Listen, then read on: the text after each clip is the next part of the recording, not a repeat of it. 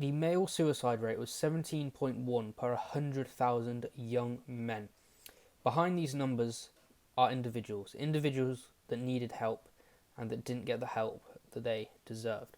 Young men are facing a mass exodus, and it doesn't seem to be getting any better as the years go on. So in today's video, we're going to be talking about how to reset yourself so you don't become one of those numbers. If you find this video topic sensitive, then watch at your own risk. But this video is going to be split into two sections. The first section, I'm going to tell you a story about a young man who needed help. In the second section, I'm going to be using a book called The 7 Habits of Highly Effective People, pointing you in the right direction and to help you find purpose and meaning and be happy in life. The purpose of this video is to help you identify the problems and eventually build yourself up to be a new man. If you don't know who I am, I'm Jaden Harris. I'm a content creator running this YouTube channel and also a copywriter on the side. On this YouTube channel, I seek to help young men become better versions of themselves. I'm going to tell you a story of a young man who was experiencing problems not throughout his childhood, because his childhood was pretty decent, you know. He was playing with kids, he was interacting with kids. He was always a shy person. He was never outgoing. He wasn't an extrovert, he was more of an introvert. As he was getting older though, through school, he used to be good in school. He wasn't the smartest kid, but he was average. He worked hard and did what needed to be done. But as he was getting older, particularly in sixth form, when the exam season came, he then realised that he lost all motivation. He realised he lost all motivation to do what he needed to do, which was to revise and get the grades in order to get into university. This loss in motivation led him to not revising, becoming depressed and becoming unhappy with his current situation. And as a result, he didn't get the grades he wanted, but he still got into uni. Somehow he still got into uni. The next 2 years he would spend time in and out of uni, dropping in, dropping out, not being able to stick to something. And the problem here was he didn't know why. He didn't know why he couldn't stick to something. He would also hop around jobs as well. And that person was me. The key takeaways from this story is that the system, first of all, failed. And I'm going to be talking how about you shouldn't externalize your problems and always take accountability.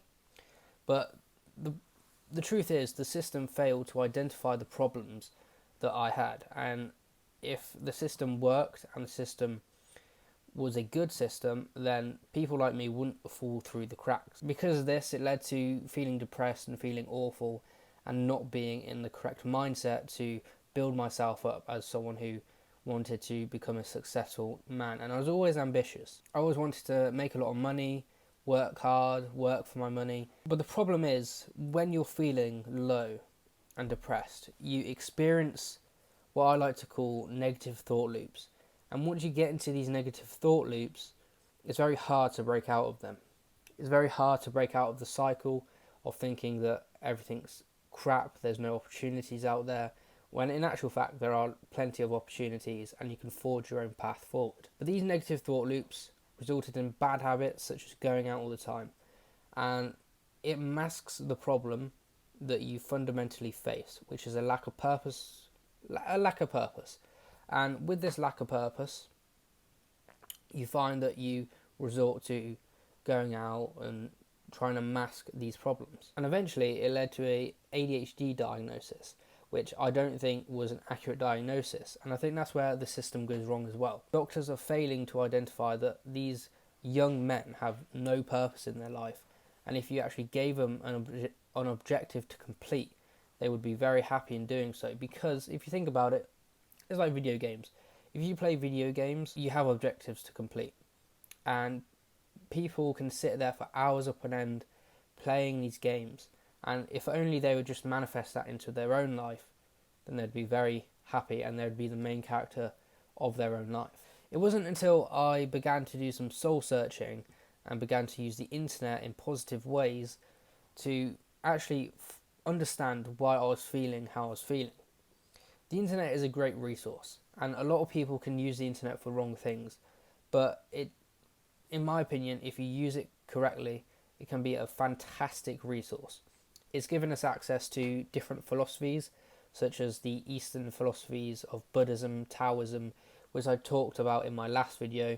But it's given us access to these amazing philosophies that in the West we weren't always able to access. You can get stuck into negative thought loops, and what I'm going to touch on in just a second is how we can break free from those negative thought loops. How can we break free from these negative thought loops? Well, there's a book, and by the way, I'm just reading off my script. There is a book called The 7 Habits of Highly Effective People, written by Stephen Covey. The first element is private victory. That's about yourself and what you can accomplish in yourself.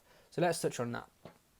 So Covey says in his book to be proactive and take responsibility for your actions and choices. And that's what this whole section in this book is about. It's taking about accountability for your own actions and forging your own path, making sure you're in control.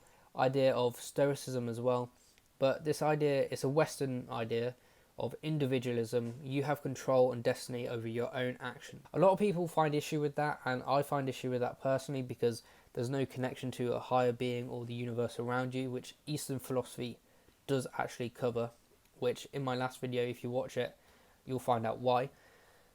But being proactive and taking responsibility for your own actions and choices is something every young man should do, because if you keep yourself accountable, you are responsible for your own failure, and you can identify why you have failed. It's an objective thing. You can identify it. You can realize why you have failed. You have to shift from being reactive to proactive. So instead of reacting to a situation saying, oh, this was bad because of this, you can be like, oh, I did this, which led to this. So you take accountability for your own actions. It's this idea of focusing on what you can control. You can control your own mind and thoughts. You can't control what other people think about you, so there's no point trying to worry about what other people think about you, worry about their thoughts, worry about their opinions, because you cannot control what they think. You can only control what you think, finding your personal vision and goals. So if you have a goal and you think you're never going to achieve it, chances are you're never probably going to achieve it. So you've got to have a positive mindset.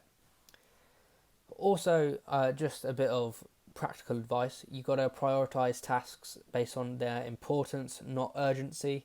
So if a task is important, say, as a copywriter myself, you got to prioritize the best tasks that give you the best return on investment. So that would be sending outreach DMs. It's not easy to do. It's simple, but it's not easy because it requires a lot of discipline. But if you're able to prioritize tasks on importance, not urgency, that is also a beneficial thing. The second section of this book is about public victory. This is about cultivating an abundance mindset versus a scarcity mindset. You don't want to have a scarcity mindset. Say, oh, I don't have enough money for this. Instead, an abundance mindset would say, I will have enough money for this when I do this. I will have enough money if I do this. So it's about creating abundance in your mind, and it's all to do within your mind. And also you need to seek mutually beneficial interactions. So you've got to surround yourself with people that are like-minded and have the same ambitions and goals as you. The third section of this book was renewal. So that's invest in your physical. So that's the body. So going to the gym, keeping yourself with a healthy diet.